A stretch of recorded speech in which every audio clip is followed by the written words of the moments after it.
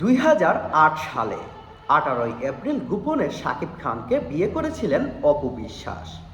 দীর্ঘ 9 বছর বিয়েটি আড়ালে রাখার পর 2017 সালে একটি টেলিভিশন অনুষ্ঠানে হঠাৎ সেই বিয়ের কথা প্রকাশ করেন তিনি।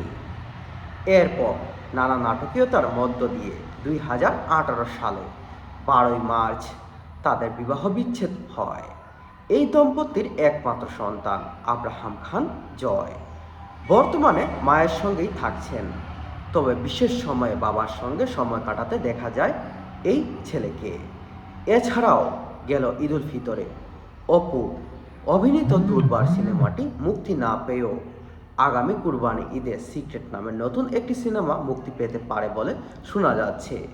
যদিও এ বিষয়ে কখনো আনুষ্ঠানিক ঘোষণা আসেনি, তবে আমরা চাই চিত্রনায়িকা অপু বিশ্বাস আবারও শাকিব খানের সাথে হাতে হাত রেখে তালে তাল মিলিয়ে আবারও নতুন সিনেমায় আসুক এবং ভক্তদের সেই আগ্রহটা বাড়িয়ে দিক। আমরা চাই অপু বিশ্বাস এবং শাকিব খান আবারও তাদের সব কিছু ঠিক করে আবারও তারা যেন সিনেমায় ফিরে আসে।